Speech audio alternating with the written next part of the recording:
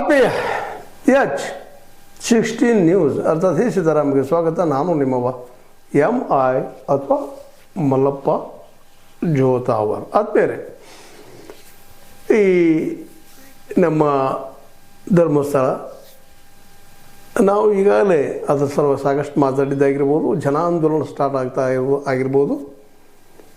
ಜನಾಂದೋಲನದ ನಿಶ್ಚಿತವಾಗಿಯೂ ಆರಂಭ ಆಗ್ತಾ ಇದೆ. ಯಾಕಂದರೆ ಇಡೀ ಕರ್ನಾಟಕದ ಮಹಿಳೆಯರಂತೂ, ಅದರಲ್ಲೂ ಪ್ರಜ್ಞಾವಂತ ಮಹಿಳೆಯರಂತೂ ಇದನ್ನು ಖಂಡಿಸ್ತಾ ಇದ್ದಾರೆ.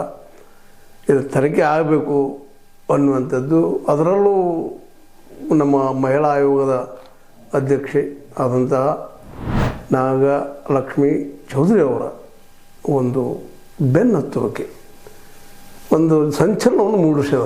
ಆಲ್ರೆಡಿ SITಗೂ ಸಹ ಇದೊಂದು ರೀತಿ ಏನಪ್ಪ ಅಂತಂದ್ರೆ ಚಾಲೆಂಜಿಂಗ್ ಆಗ್ತಾಯಿದೆ ದಿನದ ದಿನಕ್ಕೆ. ಅವರೇನೋ ಮಾಡಿ ಅದನ್ನು ಸಾಗಿಸ್ಬೇಕು ಅನ್ನುವಷ್ಟರಲ್ಲೇ, ಅದನ್ನು ಮುಚ್ಚಿ ಹಾಕಬೇಕು ಅನ್ನುವಷ್ಟರಲ್ಲೇ, ಚೆನ್ನೈನ ಮೇಲೆ ಅದನ್ನು ಹಾಕಿ ಅದನ್ನು ತಪ್ಪಿಸ್ಕೋಬೇಕು ಅನ್ನುವಷ್ಟರಲ್ಲೇ ಅದು ನಿಲ್ತಾ ಇಲ್ಲ. ಹೈಕೋರ್ಟ್ ಮ್ಯಾಟ್ರ್ ಆಗ್ತಾಯಿದೆ. ಮತ್ತು ಹೊಸದಾಗಿ 74 ಅಸಹಜ ಸಾವುಗಳ FIR ಹಾಕಬೇಕಂತ ಶುರುವಾಗಿದೆ. ಅದರಲ್ಲೂ ಬುದ್ಧಿವಂತ ಮತ್ತು ಅತ್ಯಂತ ಜಾನ ಮತ್ತು ಪ್ರಾಮಾಣಿಕ ಮತ್ತು ಬಿದ್ದ ಸಮುದಾಯ ಸಲುವಾಗಿ, ಜನರ ಸಲುವಾಗಿ ಕೇವಲ ವೃತ್ತಿಯನ್ನು ಮಾಡ್ಕೊಂಡು ವಕೀಲಿಗೆ ಏನು ಮಾಡ್ತಾರೆ ನಮ್ಮ ಬಾಲಣ್ಣವರು. ಈ ಒಂದು ಸಾಮಾಜಿಕ ಕಳಕಳಿ ಮಾಡಬೇಕು, ಒಳ್ಳೆಯದನ್ನು ಮಾಡಬೇಕು ಅನ್ನೋದು ಅವರಾಯಿತು. ನಮ್ಮ ದೊರೆರಾಜು ಅವರು, ದ್ವಾರಕಾನಾಥ್ ಅವರು ಭಾಳ ಮುತುವರ್ಜಿಯಿಂದ ಈ ಎಲ್ಲ ಕೇಸ್ಗಳನ್ನ ಹಿಡಿದ ಈ ಸತ್ಯ ಏನದ ಇದರಲ್ಲಿ ಇದು ಹುಡುಕುವಂಥ ಪ್ರಯತ್ನವನ್ನು ಮ್ಯಾಕ್ಸಿಮಮ್ ಆಗಿ ಮಾಡ್ತಾ ಇದ್ದಾರೆ. ಅದನ್ನು ಚಾಲೆಂಜ್ ಆಗಿ ತೆಗೆದುಕೊಂಡಿದ್ದಾರೆ. ಹೀಗಾಗಿ ಇವತ್ತು ವಿಶ್ವಾಸ ಮೂಡಲಿಕ್ಕತ್ತದ ಜನರಲ್ಲೇ. ಎಂದು ನೋಡಿ 1379ರಿಂದ ಇದು ನಡೆದಿದ್ದ ಬಂದಿದ್ದಾವೆ ಅಂತೇಳಿ ಒಂದಿಷ್ಟು ರೆಕಾರ್ಡ್ಗಳು ಸಿಗ್ತಾ ಇದ್ದಾವೆ. ವಿಧಾನಸೌಧದಲ್ಲಿ ಚರ್ಚೆ ಆಗಿದೆ 83ರಲ್ಲೇ, ಅದರ ಹಿಂದಿಂದು, ಅದರ ನಂತರದಲ್ಲೇ. ಅವತ್ತಿನ ಮುಚ್ಚಿ ಹೋಗಿಬಿಟ್ಟು ಅಂತ ತಿಳ್ಕೊಂಡ್ಬಿಟ್ಟಿದ್ರು ಎಲ್ಲರೂ.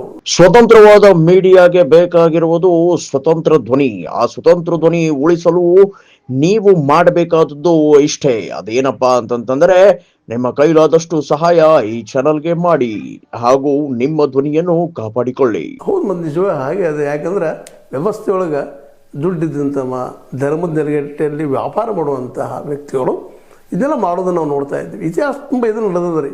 ಧರ್ಮವನ್ನು ಮುಂದಿಟ್ಟುಕೊಂಡು ತಮ್ಮ ಹಿತ ಸಾಧನೆಯನ್ನು ಸಾಧಿಸುವಂಥ ಜನ ಸಾಕಷ್ಟಲ್ಲಿ ಸೇರಿದ್ದಾರೆ. ಅದರಲ್ಲಿ ಇವರು ಒಬ್ಬ ನಮ್ಮ ಹೆಗಡೆಯವರು ಅದನ್ನು ಯಾವುದೋ ಪ್ರಸಂಗದೊಳಗೆ ಹೊರಹಾಕಬೇಕು. ಅದನ್ನು ಸತ್ಯ ಏನದ ಅದು ಹೆಗಡೆಯವರು ಇಲ್ಲ ಅಂದ್ರೆ ಭಾಳ ಸಂತೋಷ. ಆದರೆ ಅವ್ರ ಮೇಲೆಲ್ಲ ಸುತ್ತ ಹಾಕ್ತಾಯಿದೆ. ಚಿಕ್ಕ ಗ್ರಾಮ, ಅಲ್ಲಿ ಹೆಡ್ ಅವರ ಅದು ನಡೀತಾ ಇಂಥೆಲ್ಲ ಘಟನೆಗಳು ನಡೀತಾ ಇದ್ದಾವೆ. ಅಂದ್ರೆ ಇದಕ್ಕೆ ಜವಾಬ್ದಾರಿ ಯಾರು? ಸರ್ಕಾರ ಮಾಡಬೇಕಾಗಿದ್ದು ಸತ್ಯ, ಇಲ್ಲಂತಲ್ಲ. ಸರ್ಕಾರದ ಕರ್ತವ್ಯ, ಪೊಲೀಸ್ ಕರ್ತವ್ಯ. ಅಲ್ಲಿ ಪೊಲೀಸರು ಸರಿಯಾಗಿ ಮಾಡಿಲ್ಲ ಕೆಲಸ. ಬೆಳ್ತಂಗಡಿಯಲ್ಲಿ ಆಗಿರ್ಬೋದು, ಧರ್ಮಸ್ಥಳದಲ್ಲಿ ಆಗಿರ್ಬೋದು, ಪೊಲೀಸರು ಸಹಿತ ಈ ಯಾರ್ದೋ ಕೈವಾಡಕ್ಕೆ ಬಲಿಯಾಗಿ ತಾವು ಅನೇಕ ದಾಖಲೆಗಳನ್ನು ಮುಚ್ಚಾಕಿದ್ದಾರೆ. ಅಲ್ಲಿ ಗ್ರಾಮ ಪಂಚಾಯಿತಿಯಲ್ಲಿ ಸಹಿತ ಅನೇಕ ರೆಕಾರ್ಡ್ಸ್ಗಳು, ಸತ್ತವ್ರ ರೆಕಾರ್ಡ್ಗಳು ಮುಚ್ಚಾಕಿದ್ದಾರೆ. ಅವೆಲ್ಲವೂ ಇವತ್ತು ನೋಡಿದಾಗ, ಅದ್ರ ಬಗ್ಗೆ ರಿಪೋರ್ಟ್ಸ್ ಬರೋದನ್ನು ನೋಡಿದಾಗ ಸಹಜವಾಗಿ ಅನಿಸ್ತದಪ್ಪ, ಹೌದು ಇದು ದೊಡ್ಡವ್ರ ಕೈಲಿದೆ ಅಂತೇಳಿ. ಯಾಕಂದ್ರೆ 1-2 ಕೇಸುಗಳು ಬಿಡಪ್ಪ, 1-2 ಏನೋ ಇದ್ದಾವೆ ಆಗಿರ್ಬೋದು. ಕಂತಪ್ಪಿ ಆಗ್ಯದಂಬೋದು. ಇಲ್ಲಿ ಕಂತಪ್ಪಿನ ಪ್ರಶ್ನೆನ ಬರೋದಿಲ್ಲ. ಓಪನ್ ಆಗಿ ನಡೆದಂಥ ಘಟನೆಗಳೆಲ್ಲ ಅದಕ್ಕೆ ಇವತ್ತು ದೊಡ್ಡ ಚಾಲನೆ ಸಿಕ್ಕಾಗಿಬಿಟ್ಟದ. ಅದರಲ್ಲೂ ಕರ್ನಾಟಕದ ಮಹಿಳೆಯರು ಎದ್ದು ನಿಲ್ತಾ ಇದ್ದಾರೆ, ಪ್ರಶ್ನೆ ಮಾಡ್ತಾ ಇದ್ದಾರೆ. ಅದು ದಕ್ಷಿಣ ಕನ್ನಡದ ಮಹಿಳೆಯರು ಭಾಳಷ್ಟು ಜಾಗೃತ ಆಗಿದ್ದಾರೆ. ಅದೇ ನಿಧಾನಕ್ಕೆ ಸಾಹಸನ ಇದೆಲ್ಲ ಉತ್ತರ ಕರ್ನಾಟಕ ಸಹಿತ ಇವತ್ತು ಜನ ಮಾತಾಡ್ತಾ ಇದ್ದಾರೆ. ಏನಪ್ಪ ಧರ್ಮಸ್ಥಳ ಹೀಗ್ಯಾಕೆ ಆಗ್ತಾ ಇದೆ ಅಂತೇಳಿ. ಮತ್ತು ಅದೇ ಕಾರಣಕ್ಕೆ ಉತ್ತರ ಯಾರು ಹಾಗಾದ್ರೆ ಮಾಡಿದವರು ಯಾರು ಅಂತ ಪ್ರಶ್ನೆನೂ ಮಾಡ್ತಾ ಇದ್ದಾರೆ. ನೋಡ್ರಿ, ಒಂದೇನೋ ಆಕಸ್ಮಿಕ 1-2 ಏನೋ ಆಗಿರ್ಬೋದು, ಇಲ್ಲಂತಲ್ಲ. ಎಲ್ಲ ಕಡೆ ನೋಡ್ರಿ, ಎಲ್ಲ ನೋಡಲಿಕ್ಕೆ ಯಾರಿಗೂ ಸಾಧ್ಯ ಇಲ್ಲ. ಅದು ನಿರಂತರವಾಗಿ ನಡೆದಾಗ ಸ್ವತಃ ಅದನ್ನು ಅಲ್ಲಿ ಆಡಳಿತಾಧಿಕಾರಿ ಅವರು, ಅಲ್ಲಿ ಧರ್ಮಾಧಿಕಾರಿಗಳು ಅಲ್ಲಿ ಏನು ನಡೀತದೆ ಅದ್ರ ಬಗ್ಗೆ ಅವರೇ ಉತ್ತರ ಕೊಡಬೇಕಾಗಿದ್ದು. ಆ್ಯಕ್ಚುಲಿ ಹೇಳ್ಬೇಕಾದ್ರೆ ಬಂದು ನಾಳೆ ಸಮಾಧಾನ ಮಾಡಿ ನ್ಯಾಯದಾನ ಮಾಡಿ ಅನ್ಯಾಯ ಆಗಿ ನೋಡ್ಕೋಬೇಕಾಗಿತ್ತು. ಯಾಕಂದ್ರೆ ಮಂಜುನಾಥ ಸ್ವಾಮಿ, ಅಣ್ಣಪ್ಪ ಸ್ವಾಮಿ ಅನ್ಯಾಯ ಆದವ್ರಿಗೆ ನ್ಯಾಯ ಒದಗಿಸ್ಕೊಡುವಂಥ ದೇವತೆಗಳು ಅಂತೇಳಿ ಸ್ವತಃ ಇವತ್ತು ಪ್ರಚಾರ ಮಾಡುವಂಥ ಜನ ಆ ಒಂದು ಪವಿತ್ರ ಸ್ಥಳದಲ್ಲಿ ಇಂಥ ನಡೆದಾಗ ಅದನ್ನು ಎನ್ಕ್ವೈರಿ ಮಾಡಿಸಿ ಅವ್ರಿಗೆ ಯಾರು ಮಾಡಿದಾರೆ ತಪ್ಪಿತಸ್ಥರ ಶಿಕ್ಷೆ ಕೊಡಿಸ್ಬೇಕಾಯಿತು ನಮ್ಮ ಧರ್ಮಾಧಿಕಾರಿಗಳು. ಅದು ಮಾಡಲಿಲ್ಲ. ಯಾಕೆ ಇಲ್ಲಿವರೆಗೆ ಬಡ್ಡಿ ಆಡೋ ತಮ್ಮ ಹೆಸರು ಕೆಟ್ಟ ತಕ್ಷಣ ಅದ್ರ ಬಡ್ಡಿ ಆಡೋಂಥ ವ್ಯವಹಾರಕ್ಕೆ ರಿಸ್ಟ್ರಿಕ್ಷನ್ ಹಾಕಿ ಆಗಬಾರ್ದು ಅಂತೇಳಿ ಹೇಳಬೇಕಾಗಿತ್ತು. ಅದನ್ನೂ ಮಾಡಿಲ್ಲ. ಮತ್ತು ಅಲ್ಲಿ ಯಾವುದೇ ಒಂದು ಸಂಸ್ಥೆ ಇದ್ದರೂ ಸಹಿತ ವ್ಯಾಪಾರೀಕರಣಗೊಂಡದಂತೆ ಮೇಲ್ಪದ್ರೆ ನಮ್ಗೆ ಅಂದೇ ಅನ್ನಿಸ್ತದೆ.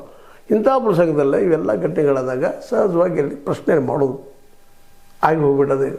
ಈ ನೆಲೆಯಲ್ಲಿ ಈಗ ಇಡೀ ರಾಜ್ಯದ ಜನ ನಿಧಾನಕ್ಕೆ ಎಚ್ಚರಗೊಳ್ಳೋದು ನೋಡಿದಾಗ ಸರ್ಕಾರ ಸಹಿತ ಇವತ್ತು ಎಚ್ಚರಗೊಂಡ ಜನರ ಮನಸ್ಸಿನ ತಕ್ಕಂಗೆ ಅಲ್ಲಿ ತನಿಖೆಯನ್ನು ನಡೆಸುವಂಥದ್ದು. ನಾವು ಶಿಕ್ಷೆ ಕೊಡಿಸಂತ ಹೇಳ್ತಾ ಇಲ್ಲ, ಯಾರಿಗೂ ಪಾಪ ತಪ್ಪಿಲ್ಲದೆ ಯಾರಿಗೆ ಶಿಕ್ಷೆ ಕೊಡ್ಸೋಕ್ಕೆ ಸಾಧ್ಯದ? ಹೆಗ್ಗಡೆ ಅವ್ರದ್ದು ತಪ್ಪಿಲ್ಲ ಅಂತ ಪ್ರೂವ್ ಆಯ್ತು ಅಂದ್ರೆ ಯಾಕ್ರಿ ಪಾಪ ಅವ್ರಿಗೆ ಮುಗ್ಧ ಜನರಿಗೆ ಶಿಕ್ಷೆ ಕೊಡಿಸೋದು? ಅದ್ರ ತನಿಖೆ ಆಗ್ಬೇಕಲ್ಲ. SIT ತನಿಖೆ ಮಾಡಿಸಿದ್ದು ನೇಮಣಿಕೆ ಮಾಡಿದ್ದು ಯಾರು? ಸರ್ಕಾರ. ಏನಂದು ನೇಮಣಿಕೆ ಮಾಡಿದ? ಕಳೆದ 2 ದಶಕಗಳದ್ದು ಅಂಥೇಳಿ ಈಗಾಗಲೇ ನಾಗಲಕ್ಷ್ಮಿ ಚೌಧರಿ ಅವ್ರು ಹೇಳಿದ್ದಾರೆ ಸಹಿತ ಹಲವು ಸಲ. ಅದನ್ನು ಯಾಕೆ ಮಾಡಿಸ್ತಾ ಇಲ್ಲ? ಆಯ್ತು, ಚೆನ್ನೈ ಸುಳ್ಳಿದ್ದಾನೋ ಸತ್ಯದ್ದಾನೋ ನೋಡೋಣ, ಅದು ಕಾಲ ತಕ್ಕಂಗೆ ಗೊತ್ತಾಗ್ತದೆ. ಅದು ಅಂಜಿಸಿನ ತೆಗಿಸಿದ್ರು, ಅಂಜಿಸಿ ವಿರುದ್ಧ ಮಾತಾಡಿಸಿದ್ರು, 164 ವಿರುದ್ಧವಾಗಿ 183 ತೊಗೊಂಡ್ರು. ಅವೆಲ್ಲ ಇನ್ನೂ ಅವು ಮತ್ತು ಈಗ ತನಿಖೆ ಆಗಬೇಕಂತ ವಿಷಯಗಳು. ಯಾಕಂದ್ರೆ ಜಯಂತ್ ಟಿ ಅವ್ರು ನೇರವಾಗಿ ಆರೋಪ ಮಾಡ್ತಾರೆ, ಇಲ್ಲ ನನ್ನನ್ನು ಚೆನ್ನೈನಿಂದ ಬಡಿಸಿದ್ರು, ಸತ್ಯ ಹೆಸರಿಗೆ ಹೇಳಿದರು ಅನ್ನುವಂಥ ಮಾತಾಡ್ತಾ ಇದ್ದಾರೆ. ಅಂದರೆ ಬೆದರಿಸುವಂಥ ಅನಿಸುವಂಥ ಚಿಂತನೆಗಳನ್ನು ಮಾಡಿದ್ದಾರೆ ಅನ್ನೋದಕ್ಕೆ ಸ್ವತಃ ಜಯಂತ್ ಟಿ ಆಗಿರ್ಬೋದು, ಇನ್ನುಳಿದವರಾಗಿರ್ಬೋದು ಆರೋಪ ಮಾಡ್ತಾ ಇದ್ದಾರೆ. ಅದ್ರ ಜೊತೆಗೆ ಈಗಷ್ಟೇನೋ ಒಂದಿಷ್ಟು ಧೈರ್ಯ ಬಂದ ಜನ ನಿಧಾನಕ್ಕೆ ಸಾಕ್ಷಿ ಹೇಳಿಕ್ಕೆ ಶುರು ಮಾಡಿದರು. ಅಷ್ಟೆಲ್ಲ SIT ಎಲ್ಲ ಗಟ್ಟೆ ಮಾಡಿದ್ರಿಂದಾಗೆ, ಮುಸುಕದಾರಿ ಭೀಮ ಸುಳ್ಳಾಗಿದ್ದರಿಂದಾಗೆ ಇವತ್ತು ಅವ್ರನ್ನ ಬೆದರಿಸಿ ಅಂತ ಕೊಡಿದ್ರಿಗೆ ಇಲ್ಲಿ ಜನ ಇವತ್ತು ಅನಿಸ್ತಾ ಇದ್ದಾರೆ, ಬೇಡಪ್ಪ ಅದಕ್ಕೆ ಬೇಕು ನಮಗೆ ಊರು ಸಾವಿರ ಎನ್ನುವಂಥದ್ದು ಅಂದಾಗ. ಹೀಗಾಗಿ ಸತ್ಯಗಳೆಲ್ಲ ತಾನಾಗಿ ಮುಚ್ಚೋಗೋದೆಲ್ಲ ಸಾಧ್ಯಗಳಿದ್ದರೂ ಸಹ ಇವತ್ತು ಅದರಿಂದಾಗಿ ಒಂದು ಏನಾಯ್ತಪ್ಪ, ಇವರೆಲ್ಲರ ತ್ಯಾಗದಿಂದಾಗಿ, ಇವರೆಲ್ಲರ ಹೋರಾಟದಿಂದಾಗಿ ಒಂದು ದೊಡ್ಡ ಹೋರಾಟ ಪರಿವರ್ತನೆ ಆಗ್ಲಿಕ್ಕತ್ತದ ರೀ. ಒಬ್ಬರದ್ದು ಹೋರಾಟ ಅಲ್ಲ, ಚಂದ್ರಗೌಡ ಅವ್ರದ್ದು ಹೋರಾಟ ಅದ, ಮಟ್ಟಣ್ಣವ್ರದ್ದು ಹೋರಾಟ ಅದ, ಅವ್ರ ಜೊತೆಗೆ ಇನ್ನುಳಿದ ಅನೇಕ ಹೋರಾಟಗಾರದ್ದು ಅದ.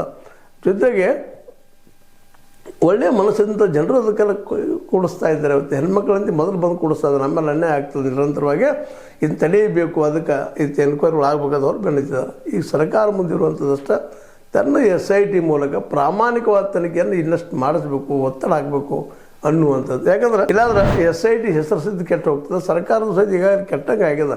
ಏನಪ್ಪ ಇದಕ್ಕೆ ನೇಮಿಸಿದ್ರು ಇದೇನು ಮಾಡ್ತಾ ಇದ್ದಾರಂತ, ಅವನು ಹೊಡೆದ ಬಡ್ದ ಅಂತೇಳಿ ಈಗಾಗಲೇ ಪ್ರೂವ್ ಆಗ್ತಾ ಇದ್ದಾವ. ಯಾರನ್ನ? ಈ ಭೀಮನ್ನ. ಮೊದಲೇ ಅನಿಸ್ತಾ ಇದ್ದವ, ನಾವು ಸತ್ಯ ಹೇಳೋದು ಒಲ್ಲಪ್ಪ ಇದ್ದು, ನನಗೇನೋ ಅಂಜಿಕೆ ಇದ್ದು ಹೋಗಿದ್ದೆ ಅಂತೇಳಿ. ಮತ್ತೀಗ ಒಬ್ಬ ದಲಿತ ಸಮುದಾಯದಿಂದ ಬಂದಂಥ ಕೆಳವರ್ಗದ ಜನ ಪಾಪ ಭಯಪಟ್ಟ ಬಡತಕ್ಕೂ ಮಧ್ಯದಕ್ಕೂ ವಂಚಿಸಿ ಇವತ್ತು ಸುಳ್ಳು ಹೇಳ್ತಾ ಇದ್ದಾರೆ ಅಂತ ಇವ್ರು ಮತ್ತೆ ವಾದ ಮಾಡ್ತಾ ಇದ್ದಾರೆ ತಿಮ್ರೋಳಿಯದು. ಅದೇನೋ ಆಗಿರಲಿ. ಈಗ ಈ ಒಂದು ಎಲ್ಲ ನೆಲೆಗಟ್ಟಿನಲ್ಲೇ ಸರ್ಕಾರ ಅದೇ ಕಾಲಕ್ಕೆ ನಮ್ಮ ನ್ಯಾಯಾಂಗಾದರೂ ಸಹಿತ ಹಸ್ತಕ್ಷೇಪ ಮಾಡಿ ಮೊದಲು ಯಾರ ಮೇಲೆ ಆರೋಪ ಮಾಡ್ತಾ ಇದ್ದಾರೆ, ಅವರು ಈ ಒಂದು ಆರೋಪ ಮಾಡೋಂಥ ನಮ್ಮ ದೂರದಾರರು, ಸಾಕ್ಷಿದಾರರು, ಅವ್ರನ್ನ ಕರೆಸಿ ಎನ್ಕ್ವೈರಿ ಶುರು ಮಾಡಬೇಕು. ಅವ್ರನ್ನ ಎನ್ಕ್ವೈರಿ ಮಾಡಿದಾಗ ಮಾತ್ರ ಸತ್ಯ ಹೊರಗೆ ಬರುವಂಥದ್ದು. ಅವ್ರಿಲ್ಲಪ್ಪ ಅಂತೇಳಿ ಪ್ರೂವ್ ಆದರೆ ಮುಗಿದೋಗ್ಬಿಡ್ತು, ಮತ್ತೆ ಅವ್ರು ನೋಡ್ಲಿಕ್ಕೆ ಬರ್ತದೆ. ಅಟ್ಲೀಸ್ಟ್ ಆ ದಿಶೆಯಲ್ಲಿ ಒಂದು ಸಣ್ಣ ತನಿಖೆ ಪ್ರಾಮಾಣಿಕವಾಗಿ ನಡೆಯುವಂಥದ್ದು, ಸುಮ್ಮನೆ ಕಾಟಾಚಾರ ನಡೆಯುವಂಥದ್ದು ಆಗಬಾರ್ದು. ಕರೆದು ಸುಮ್ಮನೆ 2 ಮಾತು ಮಾತಾಡೋದು ಮತ್ತು ಕಳಿಸುವಂಥದ್ದಾಗಬಾರ್ದು.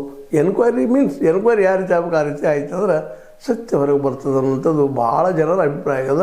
ಹೀಗಾಗಿ ಜನಾಂದೋಲನ ಆಗುವ ಮೊದಲನ ನಮ್ಮ ಸರ್ಕಾರ ಎಚ್ಚೆತ್ತುಕೊಂಡ ಇದನ್ನು ಸರಿಯಾಗಿ ಇನ್ನಷ್ಟು ತನಿಖೆ ಮಾಡಿಸಿ, ತನಿಖೆಗೆ ಇವರು 6 ಜನರ ಬಗ್ಗೆ ಈಗೇನು ಮತ್ತು ಎನ್ಕ್ವೈರಿ ಕರಿತಾ ಇದ್ದಾರಲ್ಲ SIT ಅವರು, ಈ 6 ಜನರ ಆರೋಪ ಯಾರು ಮಾಡಿದಾರಲ್ಲ ಅವರನ್ನು ಕರೆಸಿ ತನಿಖೆ ಮಾಡಿಸೋದಕ್ಕೆ ಸರ್ಕಾರ ಹಚ್ಚಲಿ ಅನ್ನೋದು ಈ ವಿಡಿಯೋ ಉದ್ದೇಶ ಅಷ್ಟೇ. ಯಾಕಂದರೆ ನಂತರ ಇವ್ರು ಸುಳ್ಳುಗಾರಷ್ಟೇ ಅವರು, ಆದರೆ ಇವರೇ ಮಾಡಿದ್ದಾರೆ ಅನ್ನೋದು ಯಾವ ಸಾಕ್ಷಿನೂ ಇಲ್ಲ ಯಾರೂ ಜನರು. ಈಗೇನಾದರೂ ಇವರು ಹೇಳ್ತಾ ಇದ್ದಾರೆ, ಗಡಿಪಾರು ಮಾಡ್ಬೇಕಂತ ಮಾಡ್ತಾಯಿದ್ದಾರೆ ಇಷ್ಟೇ ಅವರು, ನಮ್ಮ ತಿಮ್ರೋಡಿ ಅವ್ರನ್ನ. ಇವರು ಇಡೀ ಎಲ್ಲ ಘಟನೆ ಇವರೇ ಮಾಡಿದ್ದಾರೆ ಅನ್ನೋದು ಸಾಕ್ಷಿ ಏನಿಲ್ಲ. ಇವರು ಹೇಳಿದ್ದು ಇಂಥವ್ರದ್ದು ಆಗಿರಬಹುದು, ಆಗೈತಿ ಅಂತೇಳಿ ಸ್ಪಷ್ಟ ಅಭಿಪ್ರಾಯ ಪಡಿಸಿದ್ದಕ್ಕಾಗಿ ಅವ್ರ ಅಭಿಪ್ರಾಯದಂತೆ ಹೆಗ್ಡೆ ಅವ್ರನ್ನ ಯಾಕೆ ತನಿಖೆ ಮಾಡಬಾರ್ದು ಅನ್ನೋದು ಒಂದು ಸಣ್ಣ ಪ್ರಶ್ನೆ. ಯಾಕಪ್ಪ ಅಂದ್ರೆ ನೀವು ಇಲ್ಲ ಅನ್ಬೋದು ಅಲ್ಲ ಅನ್ಬೋದು, ಆ ಪ್ರಶ್ನೆ ಬೇರೆ. ಬಟ್ ಆರೋಪ ಮಾಡ್ತಾ ಇದ್ದಾರಲ್ಲ ಅವರು, ಆರೋಪ ಮಾಡೋದಕ್ಕೆ SIT ಇಷ್ಟಾದರೂ ಮಾಡಿದರೆ ಒಳ್ಳೇದಲ್ವಾ ಅಂತ ಹೇಳಿದ್ರೆ ಇದು ನಿಮಗೆ ಲೈಕ್ ಆಗಿರ್ಬೋದು. ಲೈಕ್ ಮಾಡಿ, ಶೇರ್ ಮಾಡಿ, ಕಮೆಂಟ್ ಮಾಡಿ. ಜೊತೆಗೆ ಸಬ್ಸ್ಕ್ರೈಬ್ S60 ನ್ಯೂಸ್ ಅರ್ಥ ಹೆಚ್ಚು ವಂದನೆಗಳು.